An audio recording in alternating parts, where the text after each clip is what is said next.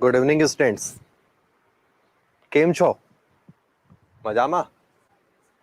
चलो, हम लोग लास्ट पढ़ चुके हैं S block elements. S block elements में पिछले एपिसोड में मैंने एबीसीडी आपको करवा दी थी, जनरल प्रॉपर्टीज की थी, कैरेक्टरिस्टिक फिजिकल प्रॉपर्टी जिनको बोलते हैं वो मैंने करवा दिया था, और कुछ केमिकल प्रॉपर्टीज भी लास्ट एपिसोड में हम लोगों ने पढ़ ली थी। क्लियर है?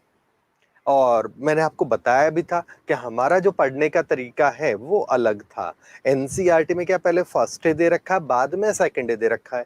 हम लोगों ने क्या किया कि फर्स्ट डे और सेकंड डे को कंपेयर करते हुए किया, तो जिससे हमारे को लर्न करना इजी पड़ जाता है। कोई दिक्कत है? बोलो। यहां तक कोई प्रॉब्लम है किसी को तो फटाफट बोल दो, जो लास्ट एपिसोड में पढ़ा है। अदरवाइज हम आगे का पार्ट कंप्लीट करते हैं। देखो, केमिकल प्रॉपर्टीज को हल्का सा रिकैप दे दूं जो मैंने पिछले एपिसोड में कराया था। रिएक्शन विद ऑक्सीजन हो चुका है, रिएक्शन विद क्लोरीन मैंने करवा दिया था, मतलब हेलोजन्स। यहां तक मैंने ये 2 पॉइंट आपको कवर किए थे। ठीक है, आज हम लोग लेते हैं इसमें पहला, third point, reaction with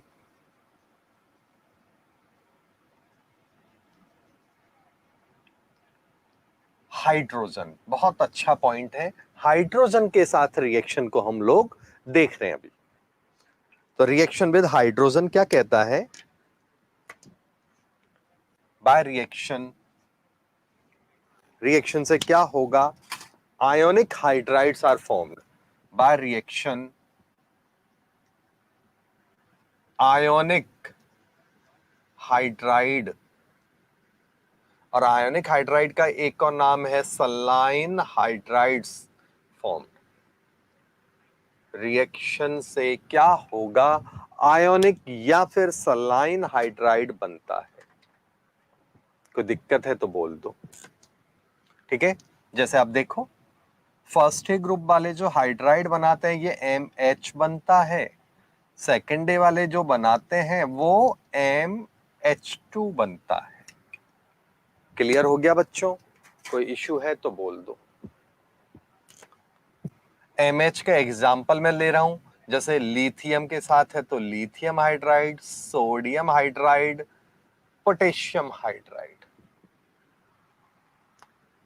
MH2 का एग्जाम्पल क्या होगा?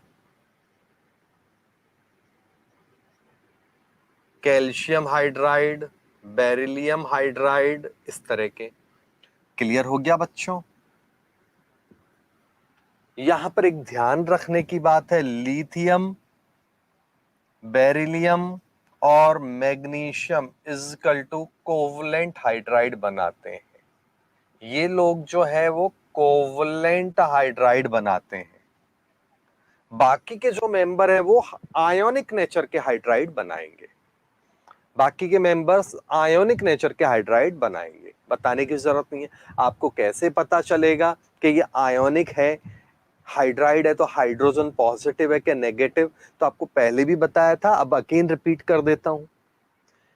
हाइड्रोजन हमेशा और हमेशा पॉजिटिव होता है, केवल और केवल मेटल्स के साथ जब हाइड्रोजन जुड़ता है ना, तब वो नेगेटिव होता है। तो hydrogen with metals consider as negative, otherwise वो पॉजिटिव की तरह कंसिडर होता है। ठीक है, तो ये ध्यान रखना। कैसे पता चलेगा? तो एक एक्सपेरिमेंट करते हैं। NaH, Na plus H minus, जब इसका इलेक्ट्रोलिसिस करवाते हैं, जब इसका इलेक्ट्रोलिसिस होता है इसके एक्वस सॉल्यूशन का,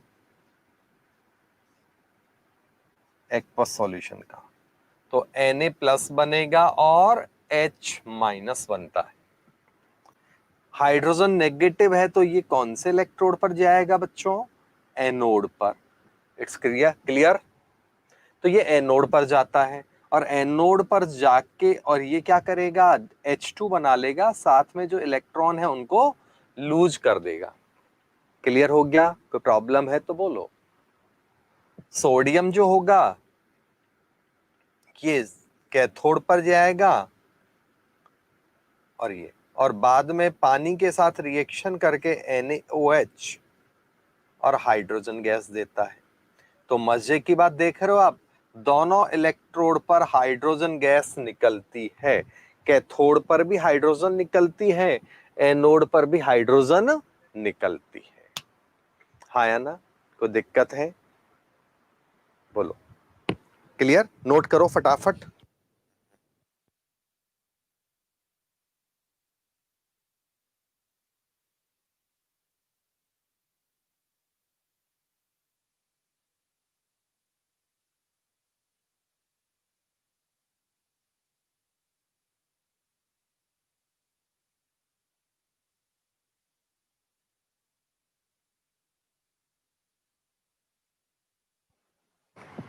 इसमें कोई डाउट? ठीक है, तो हाइड्रोजन कैथोड और एनोड दोनों इलेक्ट्रोड पर निकलती है, तो ये प्रूव करता है कि ये आपका हाइड्राइड नेगेटिव है, हाइड्रोजन यहां नेगेटिव आयन है। क्लियर? नाउ अब एक दो बातें और देखो, यहां पर स्टेबिलिटी की बात करूं तो थर्मल स्टेबिलिटी पे भी अच्छा क्वेश्चन बनता है, बहुत अच्छा क्वेश्चन बनता है, thermal stability of hydrides.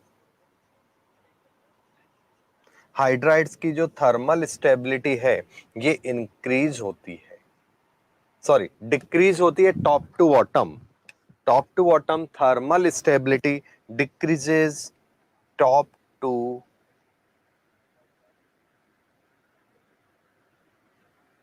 Bottom, top to bottom thermal stability कम होगी। तो इसका मतलब जो ऊपर वाले हैं वो स्टेबल होगा, ऐसा क्यों? Because because size difference is increases, size difference increases, so stability decreases. ये इसका थर्मल स्टेबिलिटी का पॉइंट है। कोई दिक्कत है तो बोलना। आया कुछ समझ में कि नहीं आया? बोलो। ठीक है, चले हम आगे। नेक्स्ट,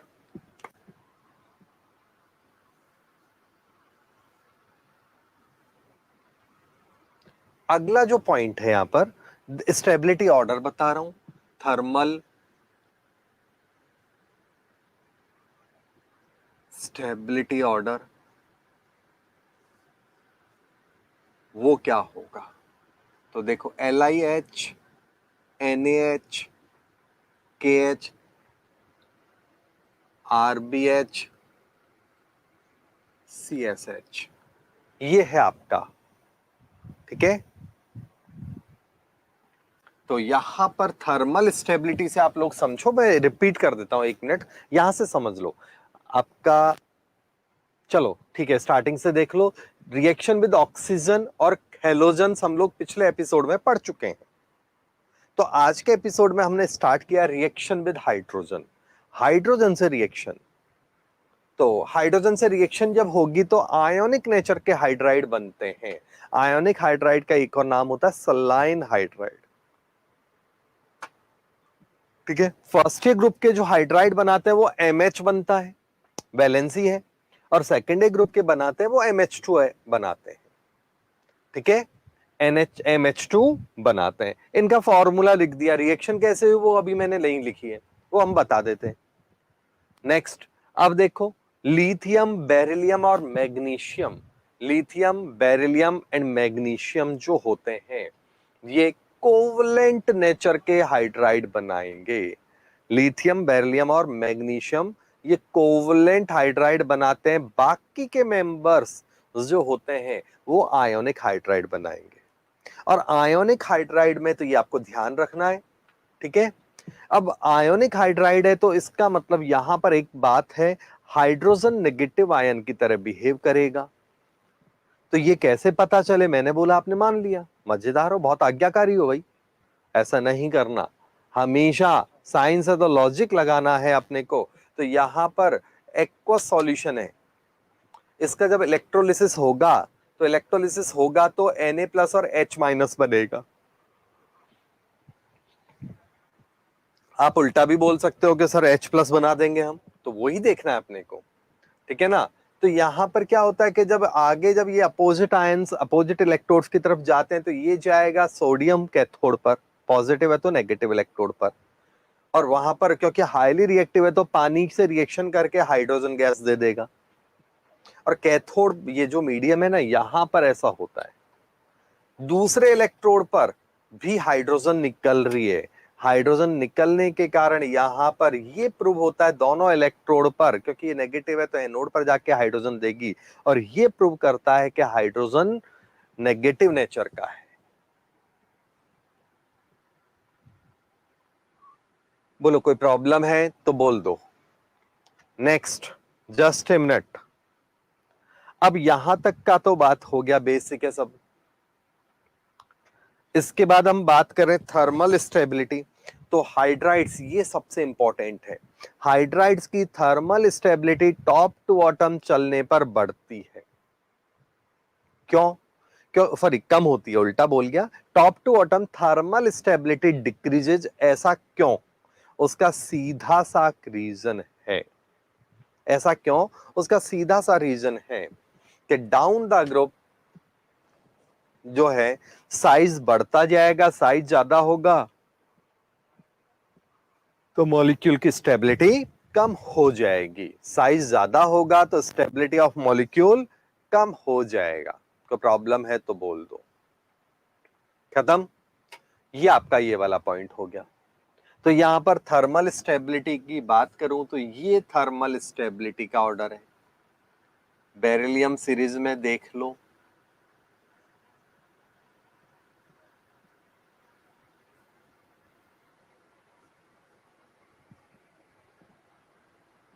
ऐसे। फटाफट डाउट हो तो बोल दो, कुछ सेकंड दे रहा हूं, जो भी नोट करना है कर लो, स्क्रीनशॉट ले लो नहीं तो।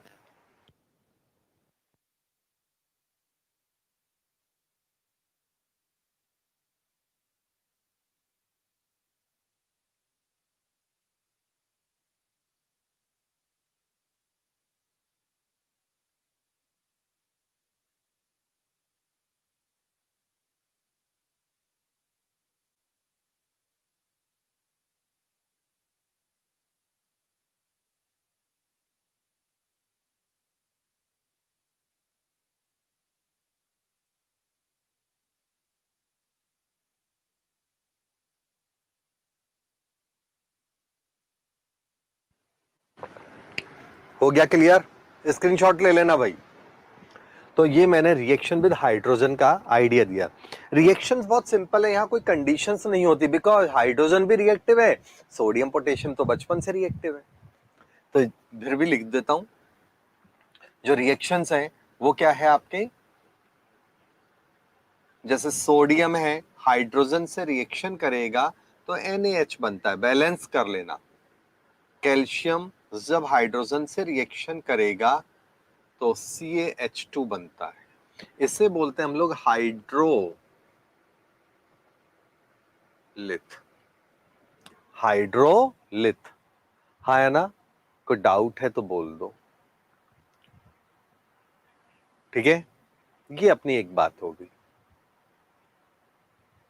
नेक्स्ट, अगला जो पॉइंट आता है इसमें, रिएक्शन विद हाइड्रोजन हो गया, हेलोजन हो गया। फोर्थ पॉइंट है रिएक्शन विद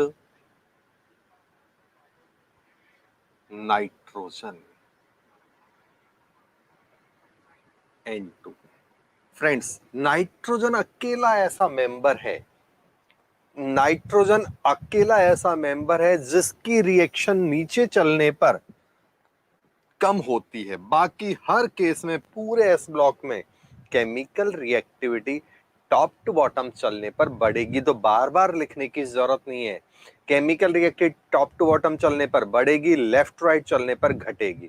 नाइट्रोजन अकेला ऐसा मेंबर है जहां उल्टा होता है। Clear?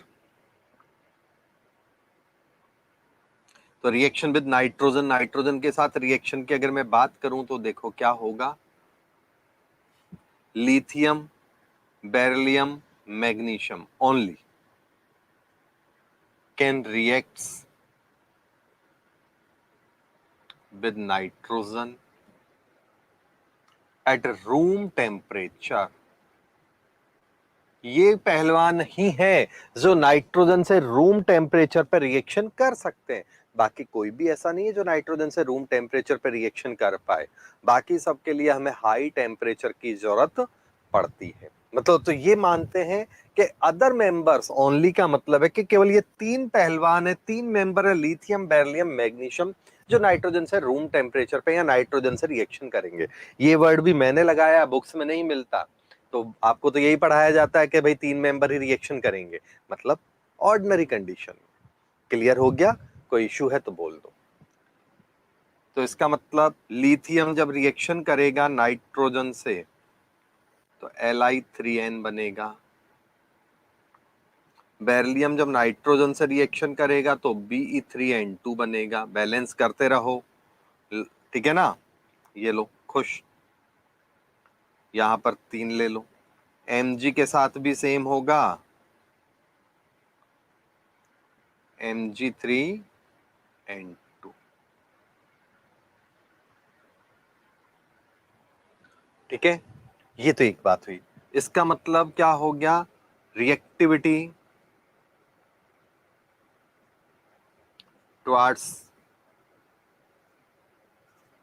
Nitrogen decreases top to bottom. Nitrogen के लिए जो रिएक्टिविटी है वो टॉप टू बॉटम चलने पर डिक्रीज होगी।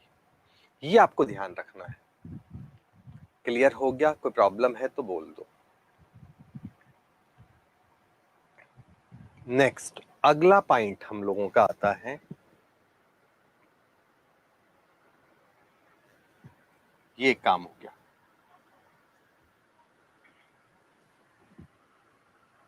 खत्म। नेक्स्ट हम लोग ले रहे हैं यहां पर, तो बाय हाइड्रोलिसिस ऑफ नाइट्राइड, इन जो नाइट्राइड हैं इनके हाइड्रोलिसिस से क्या बनेगा?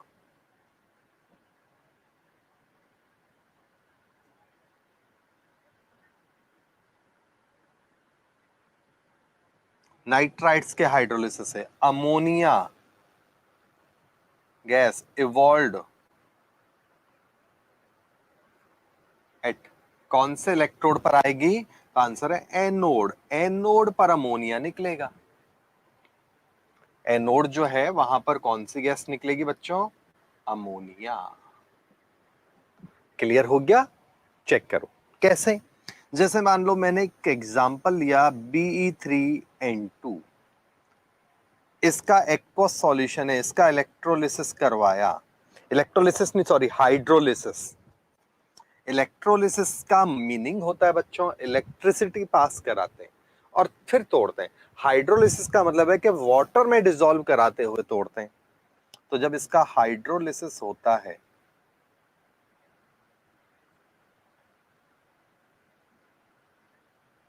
तो यहां पर क्या होगा? मतलब पानी से रिएक्शन हुआ तो पानी का HOH है यहां पर। ये बेरिलियम +2 है, नाइट्रोजन -3 है। तो मैं यहां समझाने के लिए लिख देता हूं बेरिलियम +2, नाइट्रोजन -3। पानी के OH आयन है और H+ आयन है। अपोजिट आयन आपस में रिएक्शन करेंगे। इट मींस बैलेंस करते रहना, घर पे आराम से लेटे लेटे, पढ़ भी लेटे लेटे रहोगे, है क्या नहीं? तो ये बन गया, साथ में अमोनिया गैस निकलेगी। अपोजिट आयंस की रिएक्शन बच्चों वाली है, कोई भी कर लेगा। जल्दी से कमेंट दे दो भाई, समझ में आया या नहीं आया? फटाफट बोलो। आपके वैल्यूएबल कमेंट्स के वेट में बैठा हुआ हूं। और कौन कौन बच्चा क्लास में बैठा हुआ है? मेरे को डाउट जा रहा है कि आप मेरी क्लास में बैठे हो या लाइव बस जाके घूमने चले गए हो। वो भी एक डाउट है भाई, बदमाश बच्चे हो तुम लोग। तो फटाफट अपना हैशटैग क्या है, मेरे को, मैं भी भूल गया हूं मेरा हैशटैग, तुम याद दिला दो मेरे को अपना हैशटैग, जल्दी से लिख दो, ठीक है?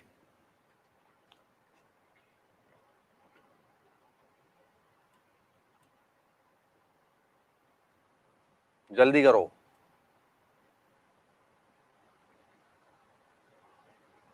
एक बच्चे को याद है मेरा हैशटैग, चलो बाकी बच्चे, और दूसरा भी, दूसरे को भी याद है, केमिस्ट्री रटना नहीं है। मेरे को भी याद था, मैं मस्ती कर रहा था आप लोगों से। बाकी और बच्चे भी लिखो भाई फटाफट।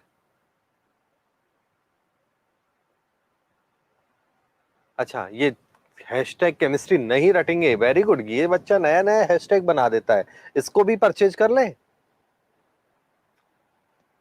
ठीक है, चलो फटाफट नोट कर लो जो करना है, आगे का काम हम करते हैं, जल्दी करो।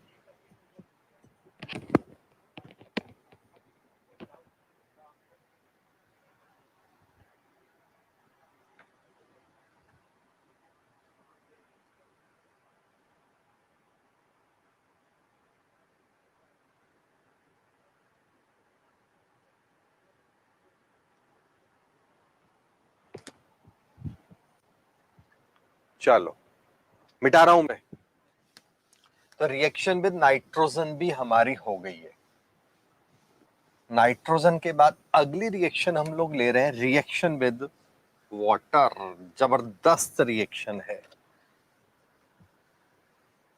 Reaction with water. तो वाटर के साथ रिएक्शन में S block elements highly reactive होते हैं। तो अगला हेडिंग है हमारा परचेज कर लो सा, सूरत में ही रहना है, रहता हूं अभी, आ जाता हूं स्टूडियो, आ जाओ आ जाओ। तो क्या परचेज कर लूं, तू देगा हैशटैग मेरे को, कितने में देगा बेटा ये भी बता दे जल्दी से, कहीं ब्लैक मार्केटिंग करने लग जाए तू। ठीक है, नाउ अब हम लोग बात करते हैं तो रिएक्शन विद वाटर।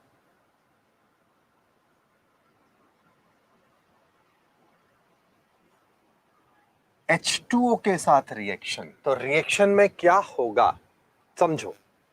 तो रिएक्शन में फर्स्ट ग्रुप के जो है MOH बनाएंगे और सेकंड ग्रुप के MOH का whole twice, basic hydroxides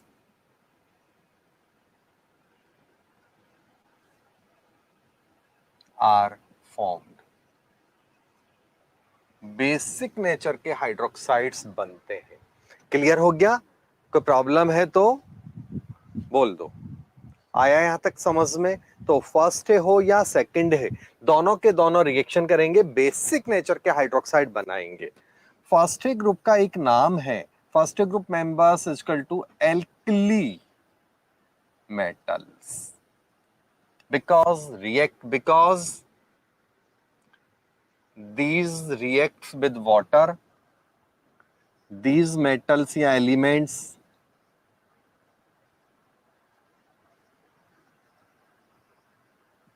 reacts with water and form alkalis. Alkali, इसलिए इनका नाम क्या हो गया, एल्कली मेटल। जैसे सोडियम है, पानी से रिएक्शन करेगा तो NaOH बनता है, एल्कली बन गया, साथ में हाइड्रोजन गैस यहां निकलती है। बच्चों वाला काम है, आ रहा है कि नहीं समझ में, बोलो जल्दी से। ठीक है, दूसरा पोटेशियम वगैरह सब में सेम रिएक्शन है, लॉलीपॉप रिएक्शन है, बैलेंस भी कोई भी कर लेगा। सेकेंड ग्रुप का नाम क्या है, called as alkaline earth metals. ये क्यों बोलते हैं, because metal oxides, these metal oxides, ये इसके इस ग्रुप के जो मेंबर हैं, तो these metal oxides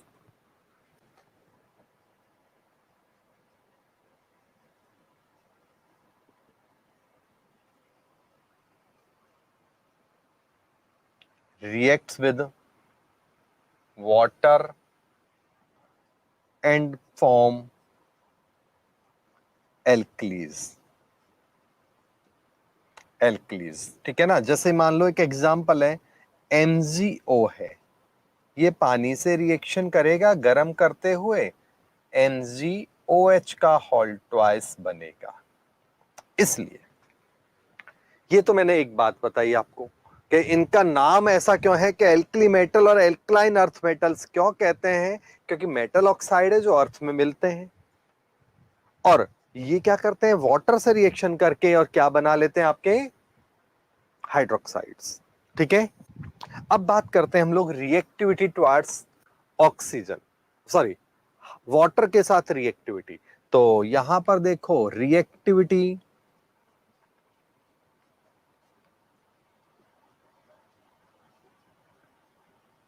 decreases top to bottom, top to bottom चलने पर रिएक्टिविटी क्या होगी, डिक्रीज होगी, पहला पॉइंट। दूसरा पॉइंट, फर्स्ट ए की रिएक्टिविटी ज्यादा होती है सेकंड ए से, दोनों काफी हाईली एक्टिव है बट फर्स्ट ए वाले तो बहुत ज्यादा एक्टिव है। ठीक है ना।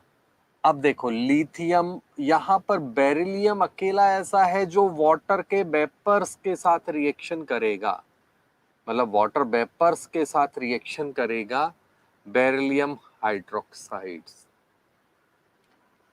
हाँ या ना, कोई दिक्कत है तो बोल दो।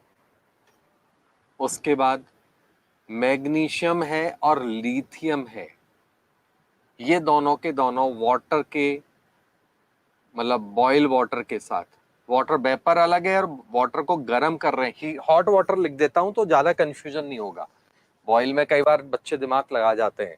तो ये क्या होगा, हॉट वाटर के साथ गरम गरम पानी के साथ रिएक्शन कर लेते हैं और क्या बनेगा, मैग्नीशियम है तो मैग्नीशियम हाइड्रोक्साइड, लिथियम है तो लिथियम हाइड्रोक्साइड बनाएंगे।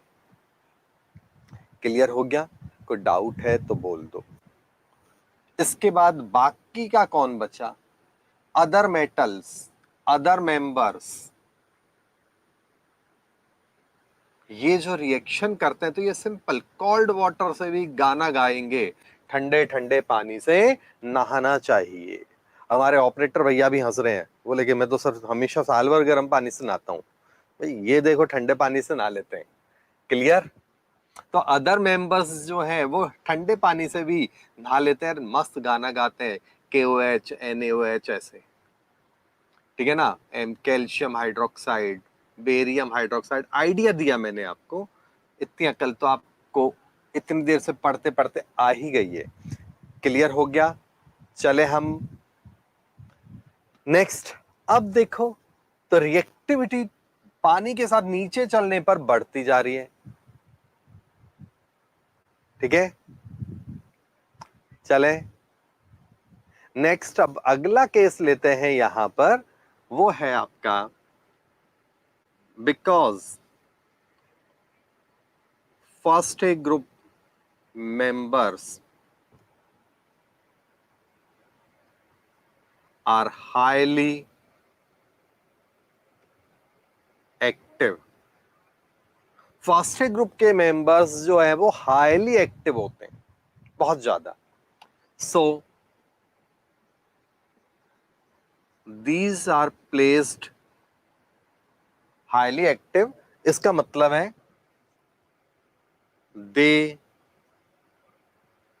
बर्न, इसका मीनिंग समझो पहले, इन एयर मतलब एज वेल, एयर का मतलब ऑक्सीजन है यहां पर, as well as with water, water के साथ भी आग लगाने वाली रिएक्शन होती है इसमें। तो ये इसका मेन है, ऐसा कि हाईली रिएक्टिव का मतलब है कि वो पानी के साथ भी जल जाते हैं।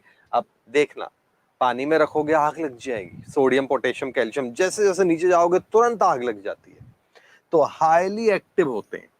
So these are placed in kerosene oil, kerosene में रखा जाता है, क्योंकि देखो अब समझदार लोग कहेंगे सर केरोसिन तो खुद आग पकड़ लेता है, पेट्रोल केरोसिन तो पता है ना, मिट्टी का तेल, घासलेट, पेट्रोलियम प्रोडक्ट है, तो ये इसमें रख रहे हैं। अब आप कहोगे सर ये तो आग तो पकड़ लेता है, तो केरोसिन में तो आग लग गई तो और ज्यादा बवाल हो जाएगा। तो उसका रीजन है कि ओपन एयर में नहीं रख सकते, आग पकड़ लेगा, पानी में भी नहीं डुबो सकते हैं, पानी के कांटेक्ट में भी नहीं आना चाहिए, इसलिए इसको क्या करते हैं, केरोसिन में डाल के रखते हैं। ठीक है ना।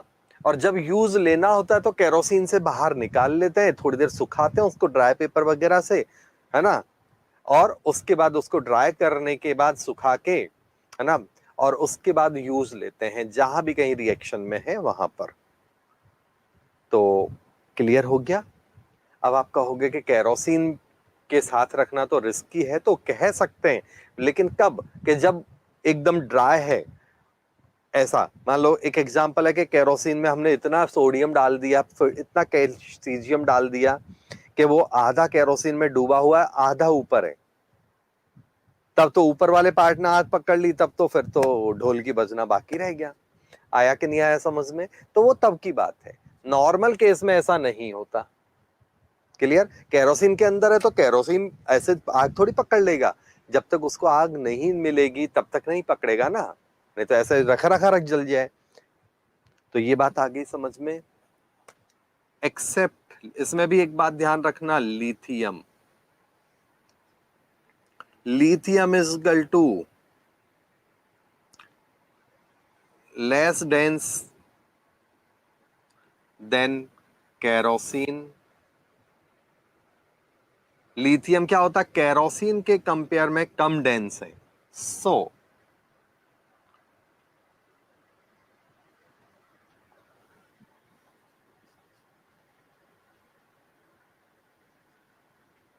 स्विम ऑन केरोसिन, केरोसिन के ऊपर तैरता है ये, ठीक है ना। So it will be placed in wax.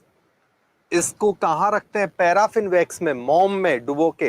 Actually क्या होता है कि लिथियम को पानी में डाल, केरोसिन में डाल देंगे तो तैरता हुआ ऊपर आ जाएगा। बोले स्विमिंग आता है मेरे को तो डुबो मेरे को, मैं डूबने वाला ही नहीं हूं, बाकी लोग डूब के मर जाएंगे, वो डूब के नहीं मरेगा। हाँ या ना? तो अब उसको कैसे रखें? क्योंकि ऊपर आ गया तो ये तो चक्कर हो गया, आग पकड़ लेगा तो फिर तो स्वाहा होना बाकी रह गया ना। तो उसको बोले बेटा तेरे को आता है ना तैरना, ये ले। अब वैक्स में गाढ़ा गाढ़ा होता है ना, वैक्स, वैक्स में डुबो के रख देते हैं, अब निकल तू बाहर। आ गया कि नहीं आया समझ में? कमेंट दो। तो ये बात हमने यहां पर इनको रखने वाली बात भी देख ली। किसी को प्रॉब्लम है तो बोल दो।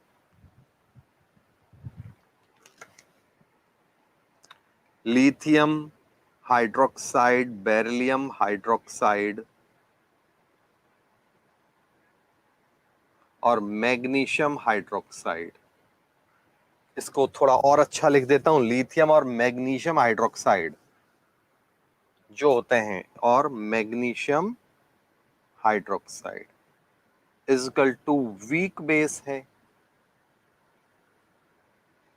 बेरिलियम हाइड्रोक्साइड जो होते हैं ये एम्फोटेरिक है।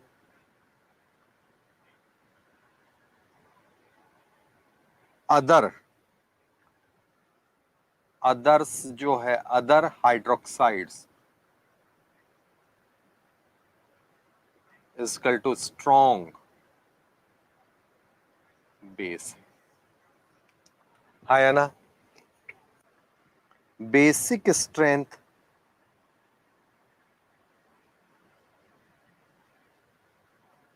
Increases top to bottom. Basic strength जो होती है वो टॉप टू बॉटम चलने पर बढ़ेगी। कोई दिक्कत है तो बोल दो। ठीक है, जैसे आप देखो लिथियम हाइड्रोक्साइड है, down the group basic nature बढ़ रही है, तो ये हो गया बेसिक स्ट्रेंथ का ऑर्डर।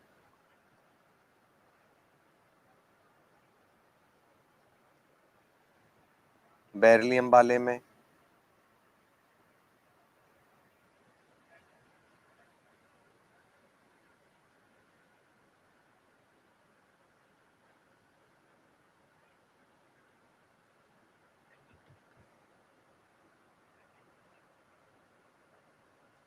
ये रहा। तो ये इनका बेसिक स्ट्रेंथ का ऑर्डर हो गया। फटाफट कमेंट दे दो भाई, आगे चलते हैं हम लोग।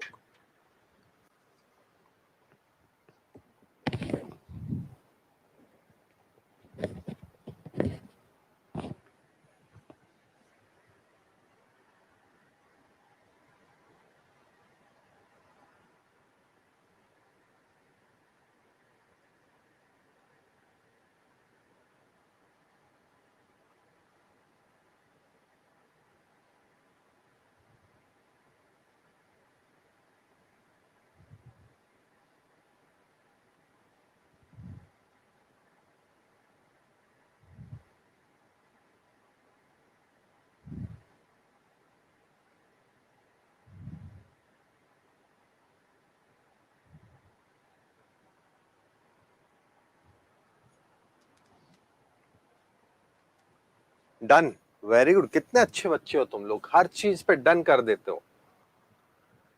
नेक्स्ट हम लोग लेते हैं अगली रिएक्शन विद CO2। उससे पहले अमोनिया के ले लेते हैं, बहुत अच्छी है रिएक्शन, इंपॉर्टेंट भी है, और एक नई चीज उसमें आपको सिखाऊंगा जो जनरली बुक्स में नहीं होती। तो अगला हेडिंग है हमारा reaction with ammonia. Reaction with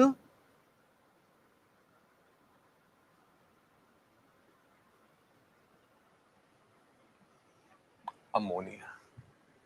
तो अमोनिया के साथ जो रिएक्शन है उसमें अगर हम लोग बात करें तो अमोनिया के साथ रिएक्शन में क्या करना है,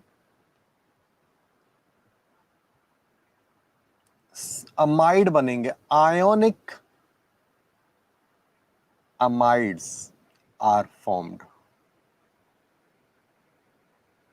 ठीक है ना, फर्स्ट ए ग्रुप के जो अमाइड होते हैं ये MnH2 होंगे, ठीक है ना। सेकेंड ए ग्रुप के जो अमाइड होते हैं वो MnH2 का होल ट्वाइस होंगे। कैसे, जैसे देखो Na है, अमोनिया के साथ रिएक्शन करेगा तो NaNH2 बनता है यहां पर, क्योंकि सोडियम पोटेशियम ये तो हमेशा ऐसा ही होगा, ठीक है ना, ये बात ध्यान रखना। अब ये अमोनिया गैस के साथ है, ये बात है असली समझने की। अमोनिया गैस के साथ रिएक्शन होगा तो आयोनिक नेचर के अमाइड बनते हैं, सोडामाइड बोलते हैं इसको, सोडियम प्लस अमाइड, शॉर्ट में बोल देंगे सोडामाइड। इसे क्या बोलते हैं, सोडामाइड। क्लियर है कि नहीं, बोलो कोई दिक्कत है तो। ठीक है, बैलेंस हो जाएगा, हाइड्रोजन गैस निकाल दो, ये लो अपने बापूजी का क्या जाता है, बैलेंस करूं, ये लो, तुम भी क्या याद रखोगे कि सर आप तो बैलेंस कर दो। इसी तरह अगर मान लो मैं कैल्शियम वगैरह के साथ करूंगा, पोटेशियम होगा तो पोटेशियम अमाइड बनेगा, हाँ है ना, कोई डाउट है तो बोल दो। हाइड्रोजन वगैरह अगर मैं मान लो बेरिलियम या कैल्शियम वगैरह के साथ करूंगा अमोनिया, तो क्या होगा बच्चों, कैल्शियम अमाइड बनेगा, हाइड्रोजन गैस तो निकलेगी, अब बैलेंस करते रहना। लेकिन मेन है सोडियम वाला, सुपर इंपॉर्टेंट है, ठीक है। यहां तक आया या डाउट है, कमेंट दे देना। अब अगला जो पॉइंट है यहां ध्यान रखने का, मैं इसको ऐसे लिख रहा हूं,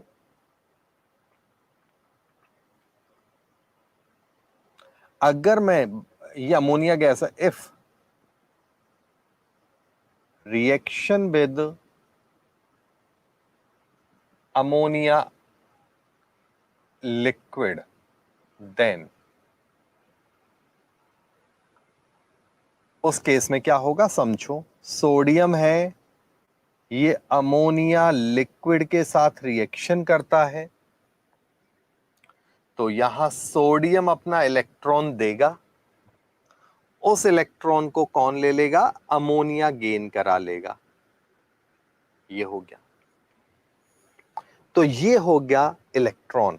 इसको जब बैलेंस करेंगे तो यहां से मान लो मैंने कहा एक्स सोडियम है, तो इलेक्ट्रॉन कितने निकलेंगे, एक्स इलेक्ट्रॉन निकलेंगे, हाँ या ना, जितने हैं, एक सोडियम से एक ही इलेक्ट्रॉन निकलता है, इतना सबको पता है, सोडियम हमेशा +1 होता है, तो एक सोडियम का मतलब एक इलेक्ट्रॉन, तो हमारे पास एक्स सोडियम है तो एक्स ही इलेक्ट्रॉन निकले, यस, क्लियर हो गया। इसके बाद अब उन इलेक्ट्रॉन्स को कौन ले रहा है, मान लो मैंने कहा वाई अमोनिया है,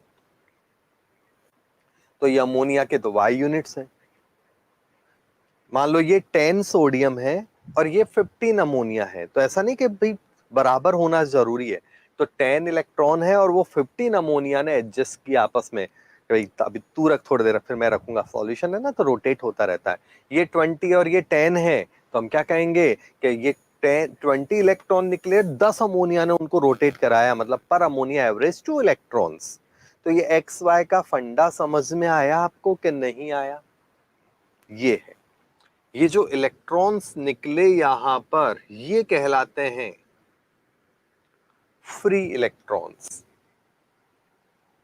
डीलोकलाइज इलेक्ट्रॉन, क्योंकि यहां से फ्री हुए और क्योंकि ये अमोनिया सॉल्यूशन में है इसलिए अमोनिटेटेड इलेक्ट्रॉन, जैसे सॉल्वेंट होता है ना, हाइड्रेटेड वर्ड सुना है आपने, पानी होता है तो हाइड्रेटेड, अमोनिया है इसलिए इसे कहते हैं हाइड्रेटेड इलेक्ट्रॉन।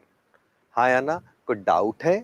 तो ये हाइड्रेटेड की जगह अमोनिटेटेड इलेक्ट्रॉन बोलेंगे।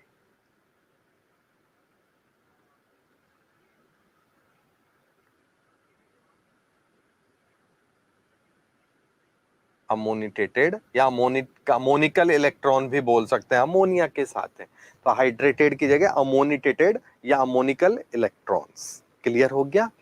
3 नाम हो सकते हैं, फ्री इलेक्ट्रॉन्स भी है, सॉल्वेटेड इलेक्ट्रॉन्स भी है इसी का नाम, और सबसे परफेक्ट है अमोनिटेटेड इलेक्ट्रॉन्स।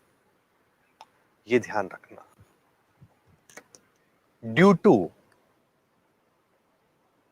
ये है तो ड्यू टू दीज इलेक्ट्रॉन्स, कौन से? अमोनिटेटेड, ये electrons, ammonia solution of sodium, मतलब फर्स्ट है ग्रुप, कोई भी ले सकते हो, is equal to, blue colour का होता है, सोडियम का जो सॉल्यूशन है वो क्या है? ब्लू कलर का है, पर्टिकुलर सोडियम की बात, ब्लू कलर सॉल्यूशन है, कंडक्टर है,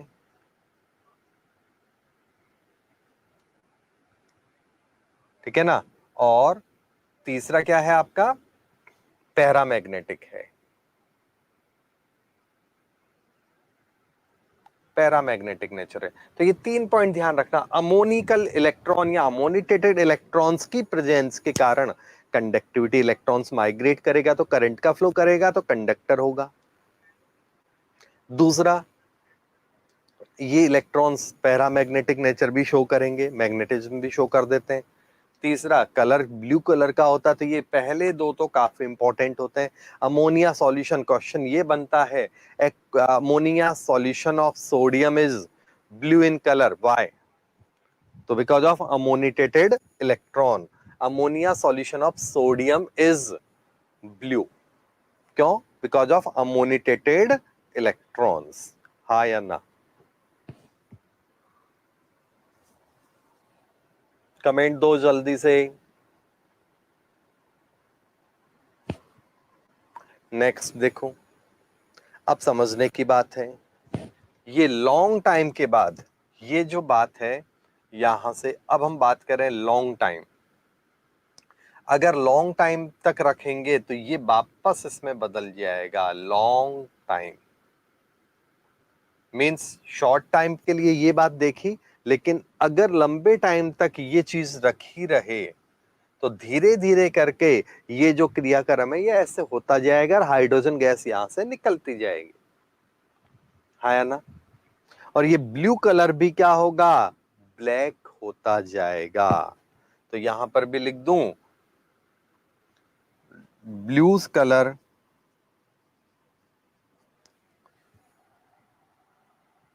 converts into black after long time. Long time के बाद ये जादू टोना भी हो जाता है, ये आपको ध्यान रखना है। क्लियर है कि नहीं है बताओ?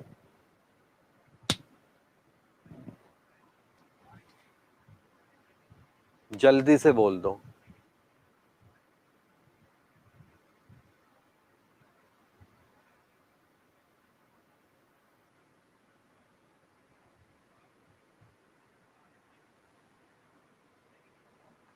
नेक्स्ट देखते हैं हम लोग, अमोनिया सॉल्यूशन के कंसेप्ट्स आपके हो गए। बहुत इंपॉर्टेंट है बच्चों ये वाला, अक्सर क्वेश्चन बनता है इसमें। Reaction with CO2, formation, heading change कर देता हूं मैं, एक ही हेडिंग से काम हो जाएगा। फॉर्मेशन ऑफ कार्बोनेट्स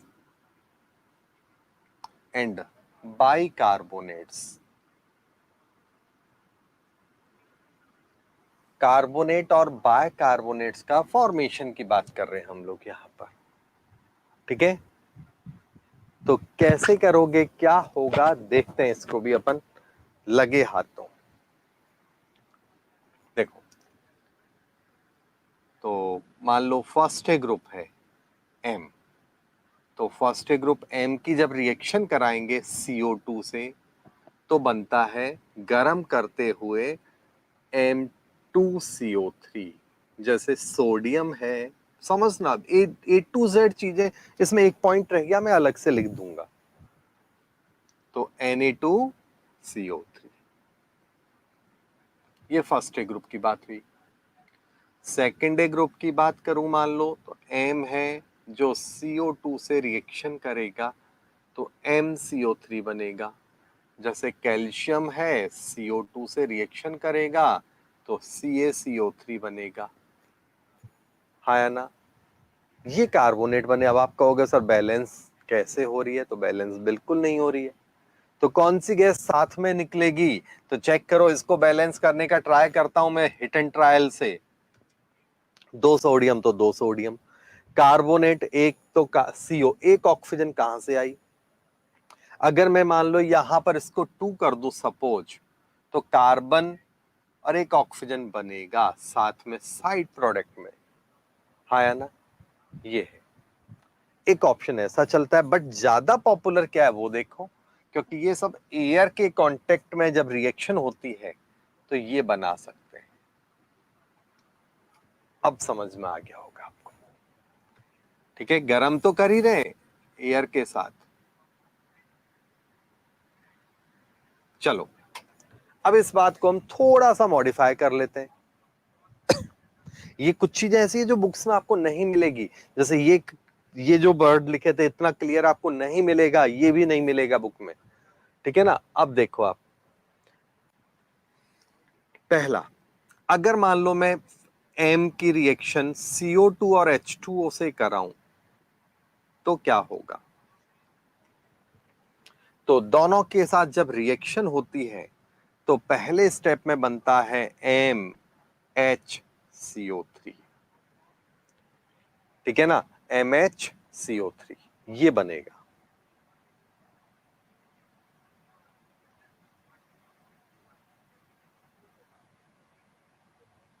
जैसे सोडियम की जब CO2 और H2O के साथ गर्म करते हुए रिएक्शन होती है तो, एक मिनट,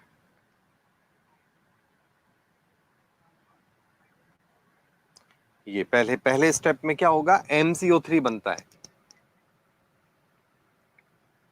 Na2CO3 साथ में हाइड्रोजन गैस निकल गई, साथ में हाइड्रोजन गैस निकल गई। क्लियर हो गया, कोई डाउट है तो बोल दो।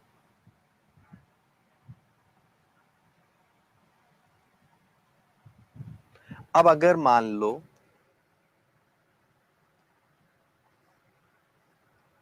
अब हम यहां पर बात करें कि इसको वापस CO2 और H2O के कांटेक्ट में रखते हैं तो क्या बनेगा, तो MHCO3। जैसे ये है मान लो H2O CO2, तो ये बनेगा NaHCO3। गरम करोगे तो वापस ये इसमें बदल जाएगा, वो एक अलग बात है, ठीक है ना। देखो, कैल्शियम का एक एक्सपेरिमेंट आपने छोटी क्लास में देखा होगा। जब लाइम वाटर है तो ये दोनों तो लाइम वाटर बना ही लेंगे, हाँ या ना। और ऐसा भी लिख दूं तो आपको बहुत अच्छी तरह समझ में आएगा, मीनिंग तो वही है ना भाई। चाहे ऐसे जाऊं या ऐसे जाऊं, ये एक्सपेरिमेंट बचपन से पढ़ा है। लाइम वाटर में CO2 गैस पास कराते हैं तो लाइम वाटर मिल्की हो जाता है। ये एक्सपेरिमेंट समझो, मिल्की कलर आएगा, मतलब व्हाइट व्हाइट हो जाएगा, यस और नो, ठीक है। तो यहां से देखो तो लाइम वाटर निकल गया, हाइड्रोजन निकल गई, हमने निकाल दिया। यहां पर भी वही बात है, और बाद में CO2 से रिएक्शन शो कर दी, यहां पर भी यही बात है। लेकिन अगर हम मान लो CO2, क्योंकि पानी तो ही है, CO2 और H2O, ये लॉन्ग टाइम के लिए पास कराएं, लॉन्ग टाइम, तो लाइम वाटर मिल्की हो जाता है। लाइम वाटर क्या होता है? Milky colour disappear.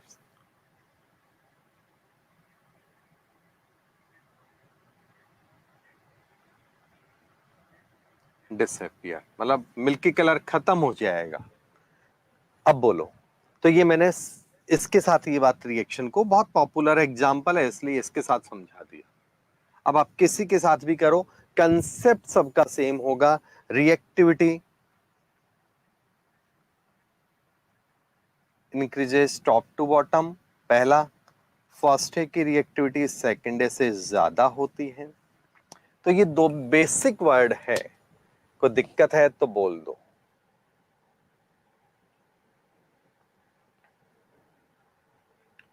नेक्स्ट बोलो भाई, कोई दिक्कत है? कमेंट दो फटाफट, अपने आगे चलता हूं।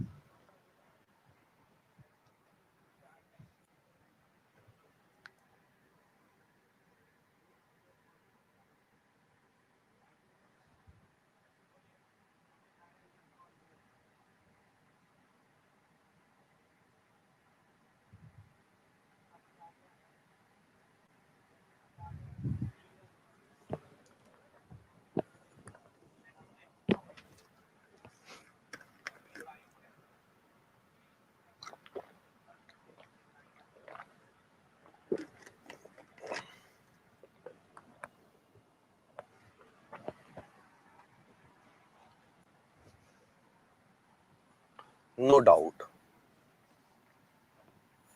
ठीक है। चलो, तो कार्बोनेट और हाइड्रोजन कार्बोनेट का भी हो गया। वैसे आपने 10th में या 9th में पढ़ा होगा, सॉल्व प्रोसेस से सोडियम हाइड्रोजन कार्बोनेट और सोडियम कार्बोनेट बनाते हैं। उसमें यहां पर अमोनिया भी डाला जाता है, बस यही अंतर है।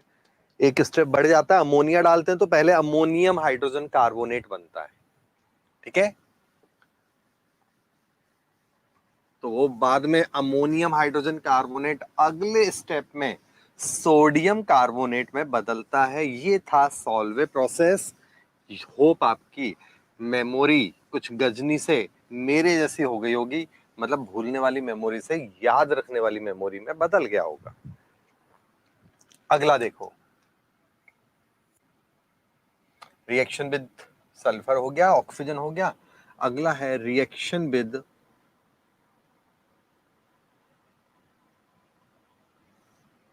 H2SO4। अब छोटी छोटी सी फालतू की रिएक्शन है, काम की हो गई है।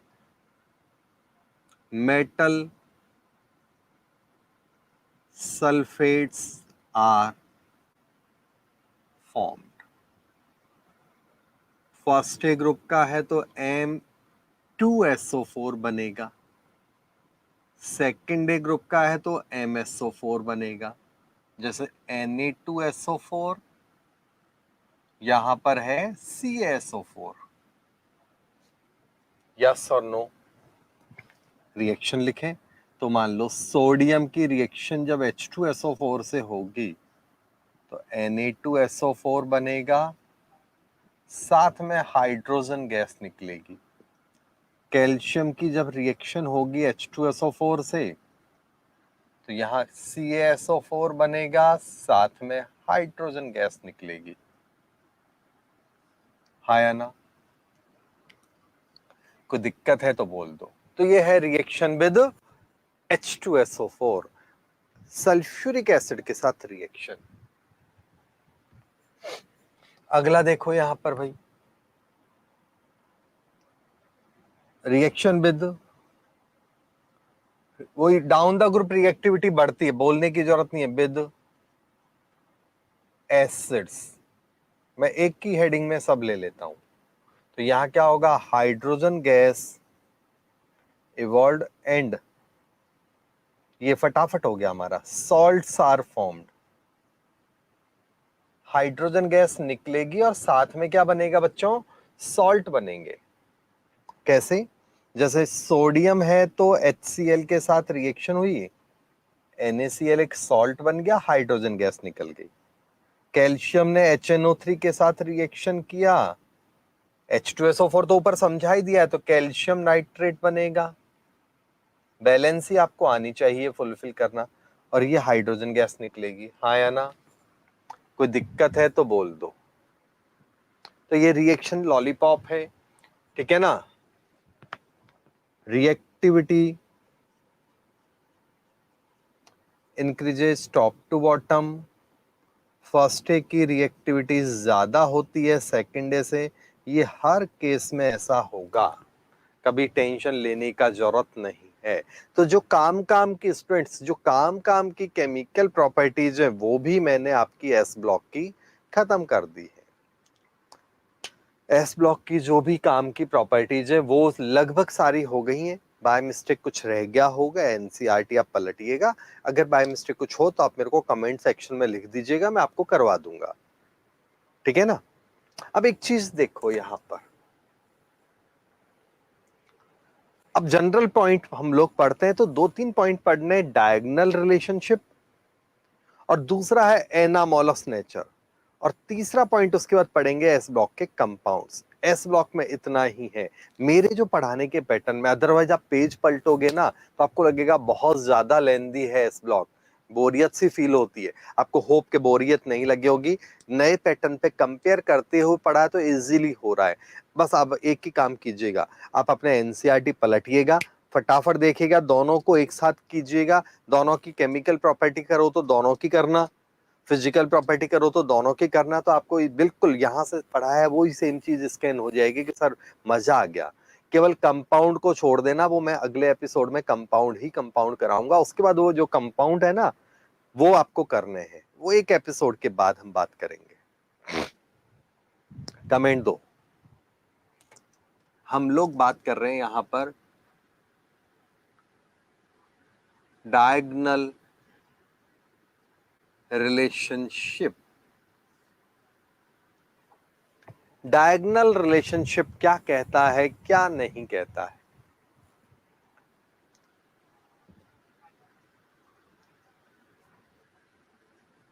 shown by second and third period some elements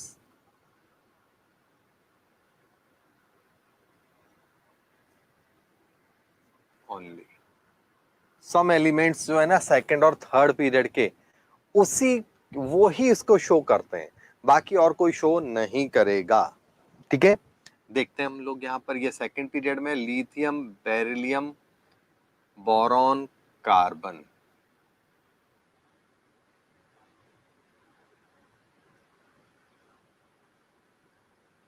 ये हो गया आपका ये वाला पॉइंट, ठीक है? तो अब यहां पर अगर हम बात करें तो ये मेंबर हैं, 3 member, lithium, magnesium, beryllium, aluminium, boron और सिलिकॉन कैन शो ओनली, मतलब ओनली का मतलब ये ही शो कर सकते हैं, बाकी कोई भी नहीं। और अगर हम स्ट्रेंथ की बात करें तो ये मैचिंग, इसका डायगोनल सबसे पावरफुल होगा, इसका उसके बाद आएगा, और इसका सबसे लास्ट में। इट मींस जैसे जैसे लेफ्ट टू राइट चलते हैं डायगोनल इंपैक्ट कम होगा।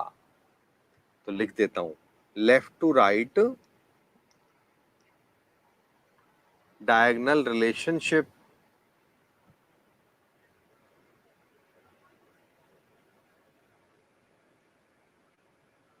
Strength decreases. लेफ्ट राइट चलेंगे तो डायगोनल रिलेशनशिप का जो स्ट्रेंथ है वो क्या होगा, कम होगा। ये आप ध्यान रखना। कोई दिक्कत है तो बोल दो। खत्म। नेक्स्ट जो हम लोग लेते हैं वो समझो आप,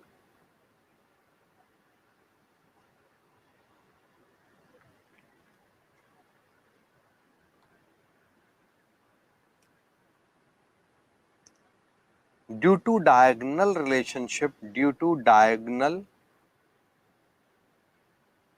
relationship elements show similarities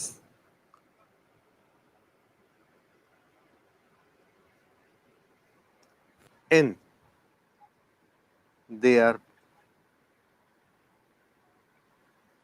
properties. Diagonal relationship के कारण एलिमेंट्स की प्रॉपर्टीज में सिमिलरिटीज आ जाती है। सिमिलरिटी कैसे, अभी देख लेते हैं, ठीक है। जैसे similarities between lithium and magnesium, इसको हम कंपेयर कर रहे हैं। अब बच्चों यहां पर थोड़ा ढंग से देखना, बहुत इजी है। आपको लगेगा टाइम पास हो रहा है, लेकिन मजबूरी है, पढ़ाऊंगा नहीं तो आपको कहोगे स्किप कर दिया, ठीक है ना। तो थोड़ा स्पीडली चलेंगे हम लोग। जो यहां आएगी ना वही चीजें यहां पर लगभग चिपकानी है, थोड़ा 19-20 हो सकता है, बट 80 to 90% तो यही बात यहां रिपीट होने वाली है। तो थोड़ा अटेंशन मोड में देखिएगा, ठीक है ना। सिमिलरिटी क्या है, आयोनिक साइज सिमिलर होगा।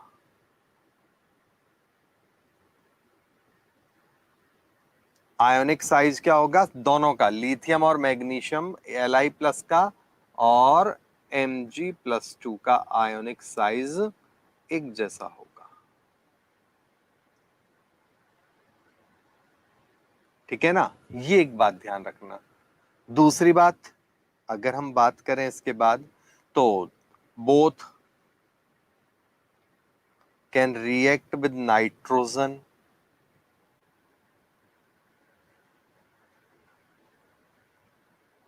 डायरेक्टली,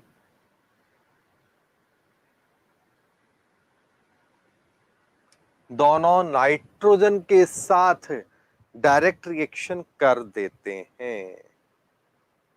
हाँ या ना, कोई दिक्कत है तो बोल दो। अगला केस, ठीक है ना, नाइट्राइड बनाते हैं वो बता दिया, तो यहाँ टाइम पास नहीं करेंगे। रिएक्ट विद, हाँ, with oxygen form oxide only, ये लैंग्वेज लिख देता हूं। बोथ, बोथ बताने की जरूरत नहीं है, विद ऑक्सीजन, दोनों के लिए बात हो रही है। With oxygen form oxide only, ठीक है। अब कार्बोनेट्स वगैरह की थर्मल स्टेबिलिटी में अलग से लिख दूंगा अभी। कार्बोनेट्स आर लेस स्टेबल, दोनों के कार्बोनेट्स कम स्टेबल होता है। Hydrogen carbonates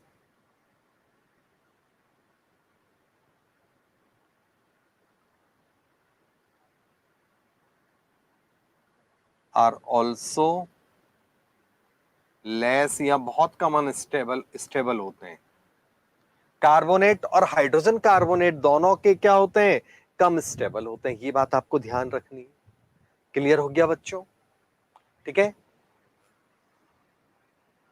hydroxides equal to weak base है, दोनों के जो हाइड्रोक्साइड हैं वो वीक बेस होते हैं।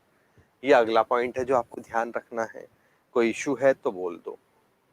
चले हम आगे, फटाफट कमेंट दो, चल रहा है प्रोसेस आगे।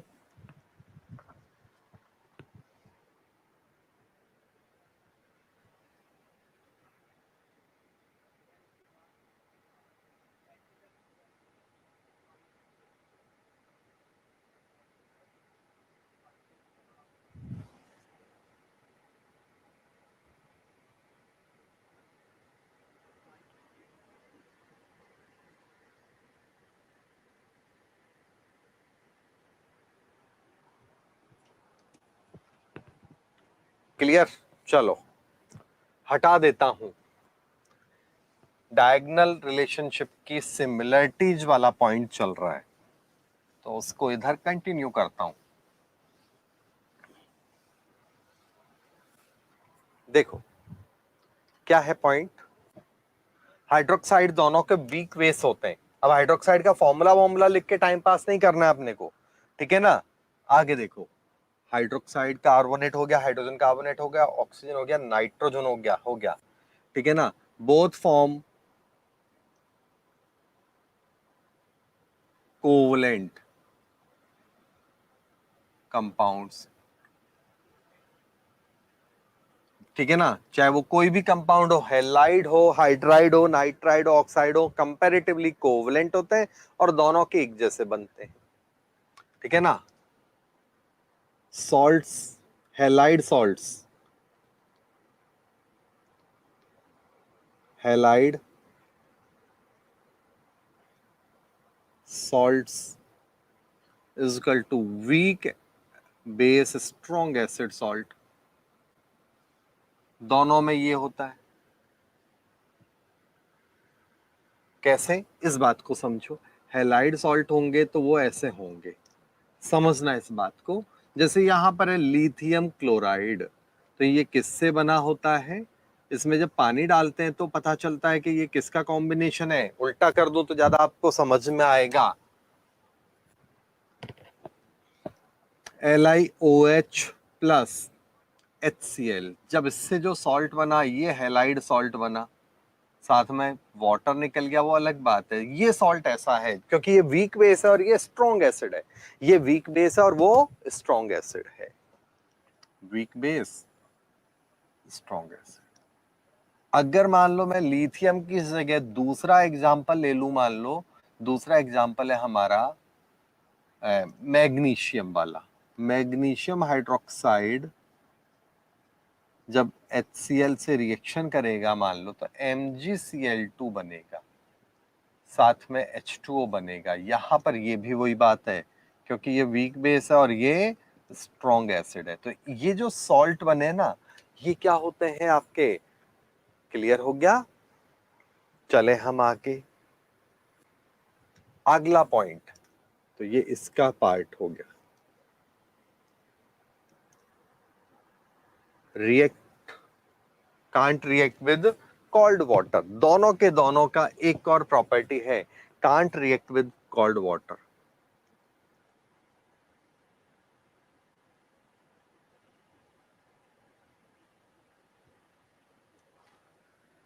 ठीक है, ठंडे पानी से रिएक्शन नहीं करते, गर्म पानी से ही रिएक्शन करेंगे। इतना स्लो होती कि इग्नोर कर देते हैं। अगला देखो आप, जो सल्फाइड सल्फेट है, रिएक्टिविटी डाउन द ग्रुप चलने पर कम होगी। हाँ, हार्ड होते हैं, ठीक है ना, as compare to others, so can't cut by knife या इजीली।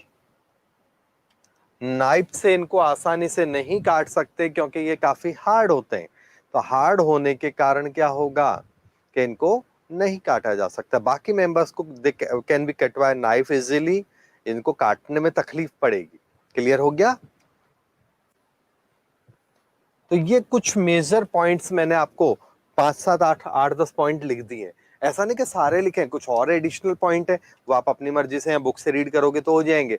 कभी भी क्वेश्चन वैसे तो नहीं बनता, बट क्वेश्चन बनेगा डायगोनल में सिमिलरिटी का, तो कोई भी 4 पॉइंट आपको लिखने होते हैं स्कूल में।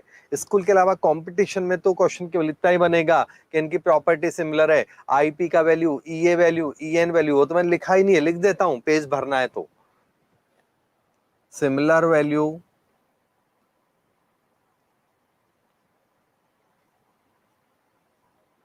Of IP, ionization potential, electron negativity वगैरह वगैरह, ऐसी जो प्रॉपर्टी है। साइज का तो लिखा ही था। एक बात ध्यान रखना, पूछ लेते हैं कई बार, आयोनिक साइज सेम या एटॉमिक साइज सेम, तो आंसर आपका क्या होगा, तो आपका आंसर होगा इनके एटॉमिक, आयोनिक साइज सेम होता है, एटॉमिक साइज से कोई मतलब नहीं है, ये ध्यान रखना। नोट डाल देता हूं, डायगोनल रिलेशनशिप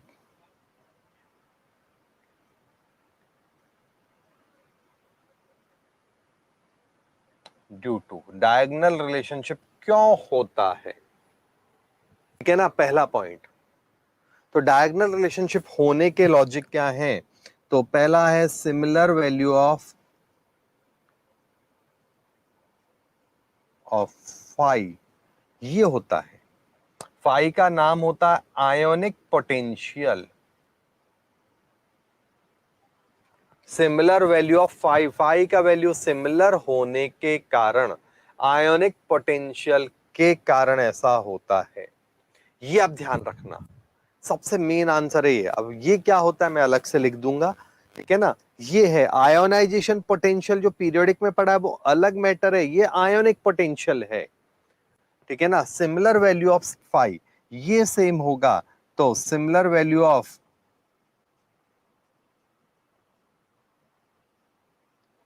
आयोनिक साइज, ये दूसरा लॉजिक है, 1 नंबर 2 नंबर। प्रायोरिटी इसी सीरियल में आंसर की होगी, अगर फाई दे दिया तो बिंदास सबको भूल जाओ, फिर तो काम खत्म हो गया। अगर वो नहीं है तो आप आयोनिक साइज देखना, एटॉमिक साइज नहीं। अगेन चिल्ला रहा हूं, बच्चा गलती करता है, एटॉमिक साइज या साइज को टिक कर आता है, सर आपने ही तो बोला था। गला फाड़ बैठ गया मेरा चिल्ला चिल्ला के, ध्यान से सुन लो, क्लियर। नेक्स्ट, अगला, सिमिलर वैल्यू ऑफ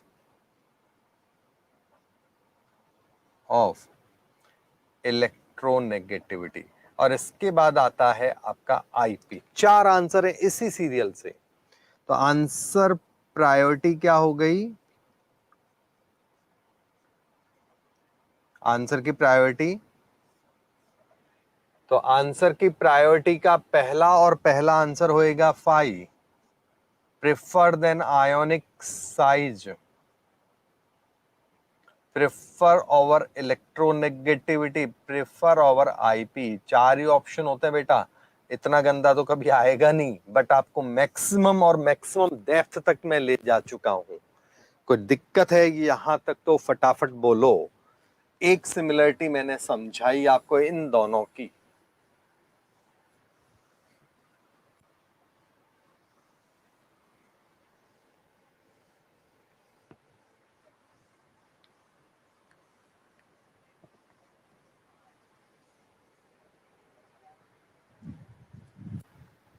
दूसरी सिमिलरिटी लेते हैं हम लोग, similarity between beryllium and aluminium. ये दूसरी सिमिलरिटी की भी हम बात कर लेते हैं कि इन दोनों में क्या सिमिलरिटी होगी और क्या नहीं होगी, ठीक है ना बच्चों। तो देखते हैं अपन लोग, देखो बाकी सब का था वही है, सिमिलर वैल्यू ऑफ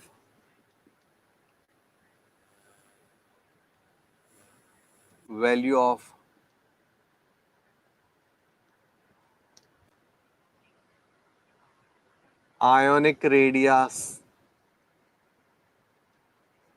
दोनों का आयोनिक रेडियस का वैल्यू एक जैसा होता है, पहला पॉइंट। दूसरा वही सेम रटा पिटा है, कॉमा फटाफट लिख देता हूं, इलेक्ट्रोनेगेटिविटी आईपी, ये पॉइंट तो रटे पिटे हैं, तो अभी फटाफट ले रहा हूं मैं, जो है ना हाइड्रोक्साइड्स, ये अलग है बस, ये एम्फोटेरिक है, ये नया पॉइंट है, बाकी की सारी का राम कहानी लगभग वही है। तो कार्बोनेट्स लेस स्टेबल होंगे, हाइड्रोजन कार्बोनेट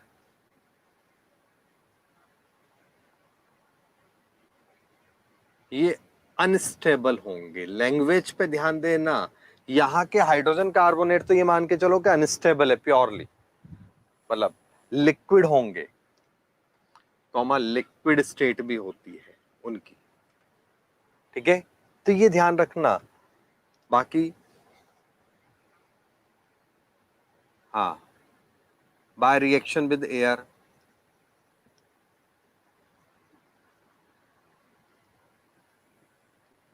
एयर का मतलब ऑक्सीजन ले लो, ऑक्सीजन ओनली ऑक्साइड्स,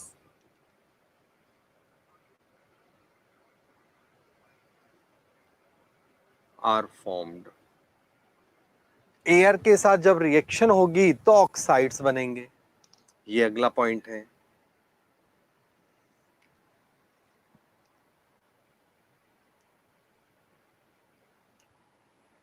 अगला है हाइड्रोक्साइड हो गया, ऑक्साइड हो गया, नाइट्रोजन, नाइट्राइड्स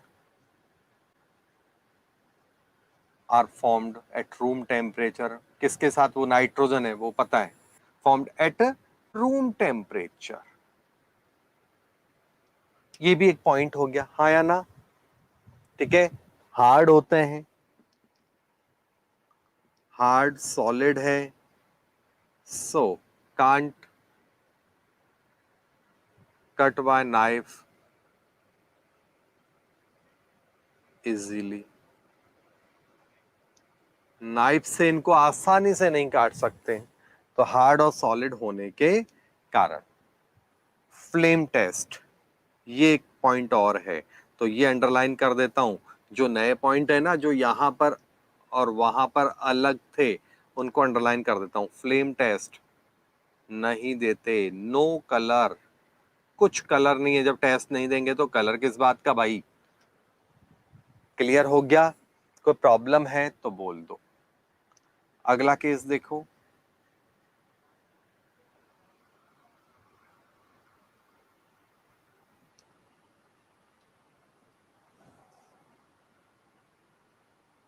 पानी के साथ reaction, reacts with water vapors only।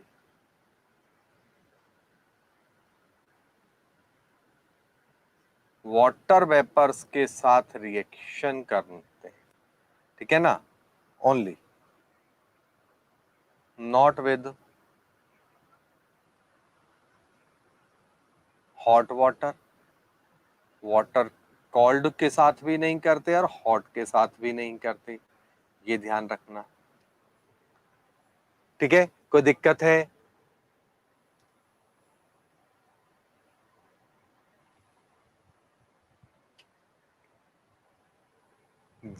एक बच्चा है रजनी भाई, एक बार भी मैसेज पढ़ोगे भेजोगे तो भी पढ़ लेंगे, 10 बार मैसेज प्लीज ना भेजें, पूरा शेड्यूल सबका डिस्टर्ब हो जाता है, ठीक है ना?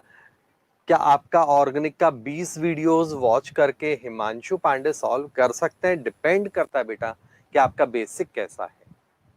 हिमांशु पांडे जो बुक है तो वो एडवांस लेवल की बुक है, तो एडवांस लेवल के लिए पहले आपको डायरेक्ट नहीं कर सकते हो किसी का भी वीडियो नहीं आप, क्योंकि वीडियो जो है वो मेंस लेवल तक के मेन है, एडवांस लेवल के वीडियोस फ्री में नहीं डाले जाते, वो हमारे पेड वर्जन वाली जो पीवीसी कोर्स होता है, पीजीसी, उस कोर्स में रहता है, ठीक है ना? तो आपका बेस अच्छा है और आप मेंस तक के क्वेश्चंस पहले लगा चुके हैं तो आप कर सकते हैं, और अगर आपने मेंस तक के क्वेश्चन नहीं लगाए तो सीधा नहीं कर सकते, और वो तो कोई भी सब्जेक्ट में नहीं, आप कहीं से भी पढ़ो, पहले आपको बेस बनाना ही पड़ेगा, मेंस पहले अपना क्लियर करना पड़ेगा। हमेशा आपको एक फ्री का सजेशन है कि जब भी आप थ्योरी पढ़ो किसी भी लेसन किसी भी सब्जेक्ट में, तो पहले आप उसके वार्म अप क्वेश्चंस करो, मतलब नॉर्मल लेवल के, लेवल 1 जिसे कहते हैं, मेंस लेवल से भी थोड़ा नीचे या मेंस लेवल तक के, उसके बाद मेंस के अच्छे क्वेश्चंस करो।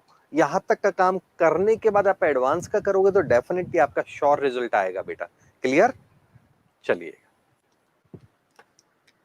Reaction with water vapours only, ये आपका काम हो गया। तो ये काम काम के पॉइंट्स मैंने लिख दिए, बाकी रटे पिटे पॉइंट्स वही चलेंगे, तो इसका मतलब फालतू टाइम वेस्ट नहीं करना है अपने को, ठीक है? इसी तरह similarity between boron and carbon, अब वही बात है, सेम रामायण चलेगी, तो मैं या फटाफट लिख देता हूं एक लाइन में, similar value of ionic size electronegativity IP. Clear? कोई डाउट है तो बोलो। नेक्स्ट जो हम लोग यहां पर ले रहे हैं वो क्या है? सिमिलर वैल्यू हो गया, हाइड्रोक्साइड्स यहां पर विद वाटर, अलग वाला लिख देता हूं, वाटर के साथ नो रिएक्शन, इसका मतलब ऑर्डिनरी कंडीशन में रिएक्शन नहीं होगी। कार्बन के साथ कार्बन को पानी में डाल के देख लो, कोयला तो घर में अवेलेबल है। कार्बन, कोयला या कोई भी ऐसी कार्बन वाली चीज पानी में डिसॉल्व नहीं होती। रिएक्शन गर्म करके देख लो, डिसॉल्व हो जाए तो बोलना। ठीक है, बोरॉन भी बहुत हाई टेम्परेचर पे जाके रिएक्शन करता है, तो इग्नोर कर दिया हमने। ठीक है, और carbonates, hydrogen carbonates,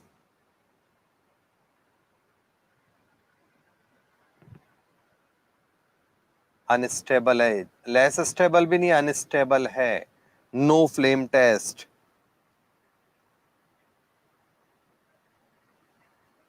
clear, flame test नहीं देते बेटा। अभी टॉपिक कुछ और चल रहा है, शेख शेख भाई, है ना। और आपका टॉपिक 2 मिनट रुको, फिर समझाऊंगा। शॉर्ट में बोल देता हूं, covalent bond stronger than ionic, तो नॉर्मल कंडीशन में ऐसा नहीं होता। Ionic bond is stronger than covalent bond, but in case of covalent solid and ionic solid, again repeating, in case of covalent solid, covalent bond is stronger than ionic bond। तो language है covalent compound और ionic compound में कौन सा bond powerful है, तो answer है ionic bond powerful है। लेकिन अगर बात कर लें तो कुछ कोवलेंट सॉलिड होते हैं, diamond, boron nitride, boron carbide वगैरह, उनमें उल्टा हो जाता है, वो सुपर स्ट्रॉन्ग हो जाते हैं। क्लियर, चलो। अब वाह का आंसर भी मैंने आपको देने के लिए आपको अलग ट्रैक पे जाना पड़ेगा, तो उसके लिए मैं आपको सॉरी बोलूंगा। टॉपिक से आउट ऑफ ट्रैक नहीं जाते हम लोग, जो चल रहा है ना उसमें बात करो आप बेटा। नो फ्लेम टेस्ट हो गया, पानी के साथ हो गया, नाइट्रोजन के साथ हो गया, ये हो गया, वो हो गया, सब कोवलेंट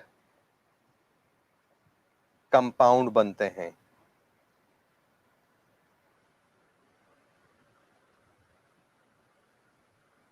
कोवलेंट कंपाउंड्स का फॉर्मेशन होता है, कोई दिक्कत है तो ये बोल दो। तो रटी पिटी वही बातें हैं, बार बार लिखने के बजाय। नाइट्रोजन से नहीं रिएक्शन होता एट रूम टेम्परेचर, नाइट्रोजन के साथ रिएक्शन नहीं होता, रिएक्शन विद नाइट्रोजन नहीं होगा। No reaction with nitrogen. अब आप कहोगे कि सर अभी अभी तो आपने बोला बोरॉन नाइट्राइड होता है, तो नाइट्रोजन से रिएक्शन वो हाई टेम्परेचर पे हो रही है, रूम टेम्परेचर पे नहीं हो रही है। क्लियर हो गया। तो ये कुछ मेजर पॉइंट्स मैंने आपको डिफरेंस वाले यहां पर लिखे, सिमिलरिटीज मैंने आपको यहां समझाई है। कोई दिक्कत है तो बोल दो, फटाफट कमेंट दो यहां तक बेटा।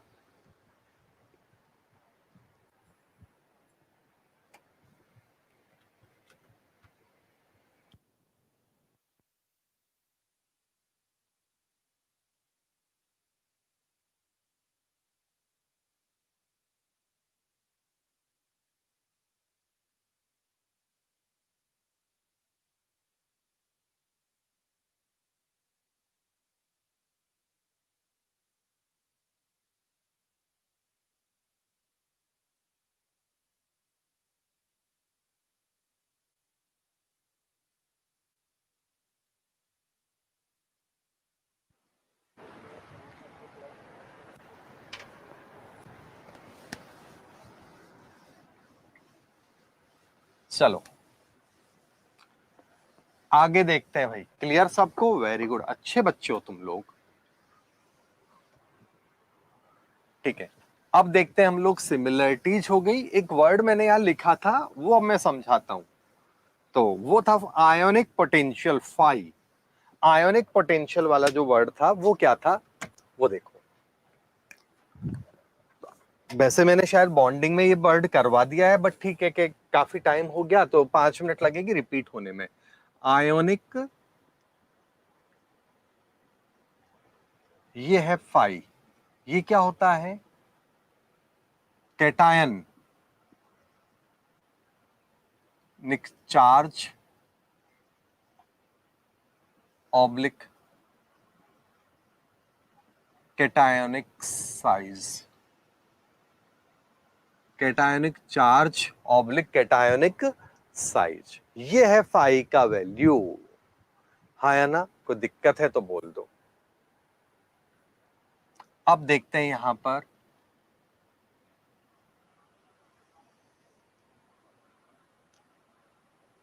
ठीक है, टॉप टू बॉटम।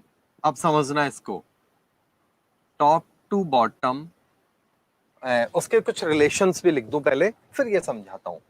फाई जितना ज्यादा होगा, phi is directly proportional to covalent nature.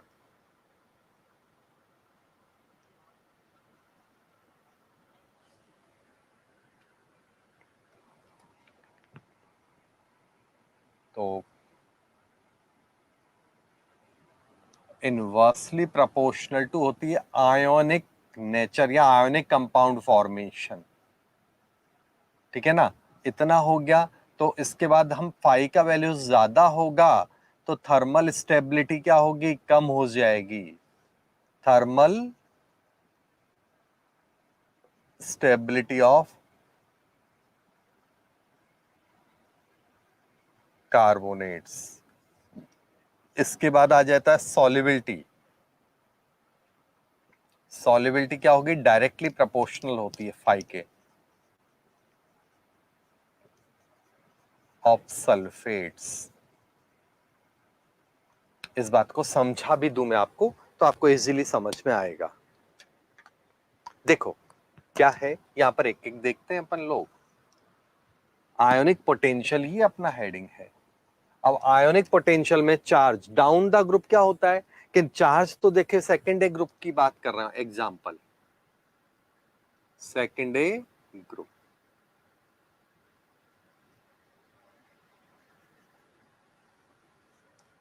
Second group के एग्जाम्पल की बात करूं तो cationic charge oblique cationic size, beryllium +2, Mg+2, calcium +2,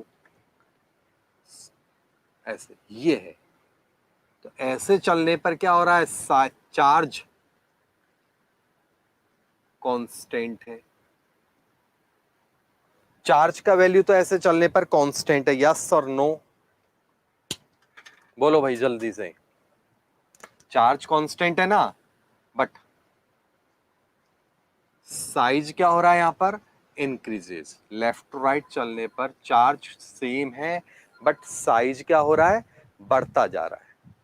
size ज्यादा होगा तो क्या होगा? साइज ज्यादा है, कैटायनिक चार्ज सेम है, सो phi decreases.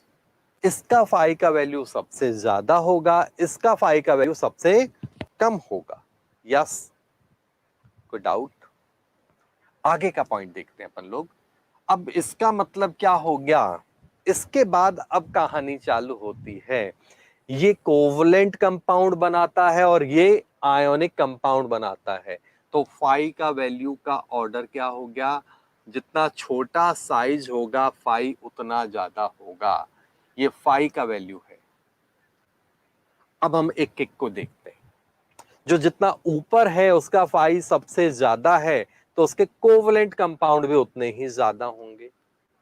Ionic compound common sense में कम होंगे, ये बच्चों वाली बात है। Top to bottom ionic compound बनाने की नेचर बढ़ती है, लेफ्ट राइट को और कोवलेंट की कम होती है। हाँ या ना? बोलो। इसलिए मान लो एक एग्जांपल है BeCl2 कंपाउंड ले लेता हूं, तो ये सबसे इंपॉर्टेंट है समझने के लिए।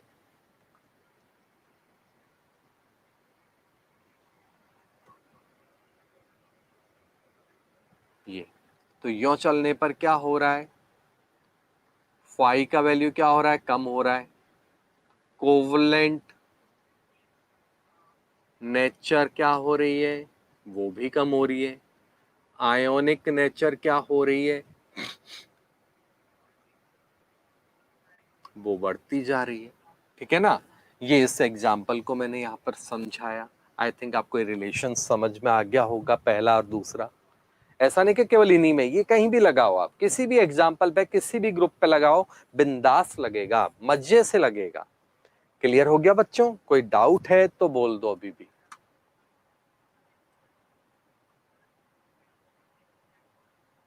नेक्स्ट देखो आप, अगला है हम लोगों का कोवलेंट हो गया, आयोनिक हो गया, थर्मल स्टेबिलिटी ऑफ कार्बोनेट। ये है आपका बेरिलियम कार्बोनेट,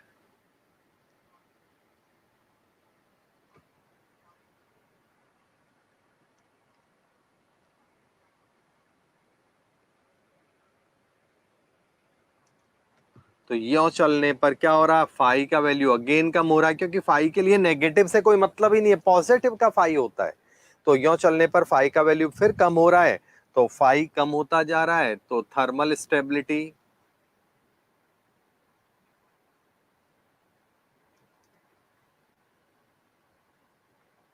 STABILI वो बढ़ती जा रही है। नीचे वाले की थर्मल स्टेबिलिटी ये होगी, ठीक है ना? कोई डाउट है तो बोलो।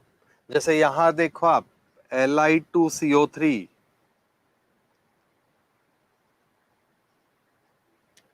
ये है आपके कुछ एग्जाम्पल्स।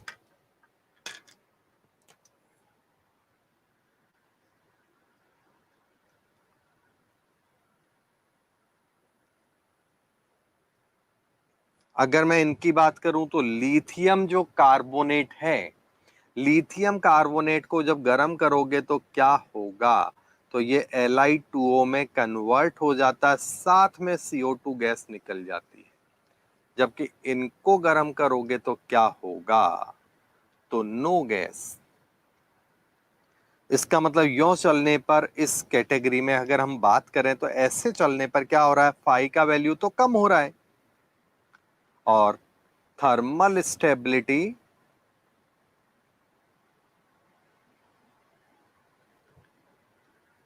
बढ़ती जा रही है। बोलो यस और नो, जल्दी से कमेंट देना भाई अपने। सल्फेट्स का भी देख लेते हैं, सॉल्युबिलिटी ऑफ सल्फेट्स। तो सॉल्युबिलिटी ऑफ सल्फेट्स का देखो, जैसे ये है आपका BeSO4,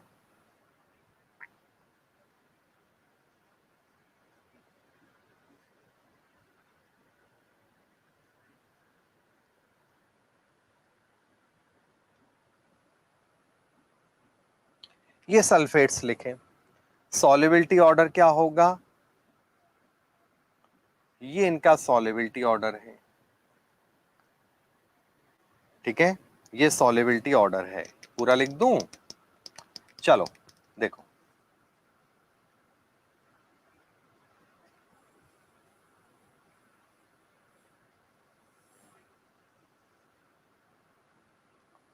ये आपका पॉइंट हो गया। अब हम बात करें यहां पर, तो सीधा सा पॉइंट है ये कि ऐसे चलेंगे,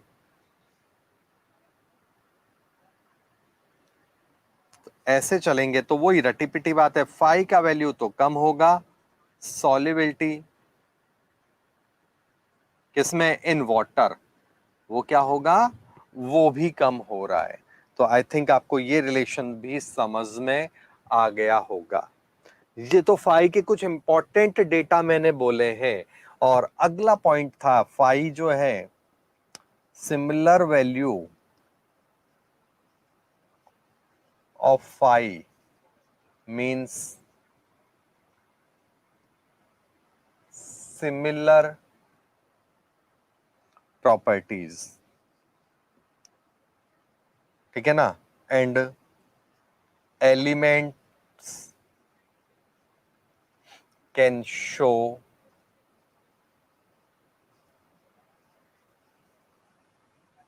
डायगोनल रिलेशनशिप, ये अगला पॉइंट हो गया। अगर फाई का वैल्यू सेम है, सेम का मतलब सिमिलर है, तो ये मान के चलो कि एलिमेंट डायगोनल रिलेशनशिप शो करेगा।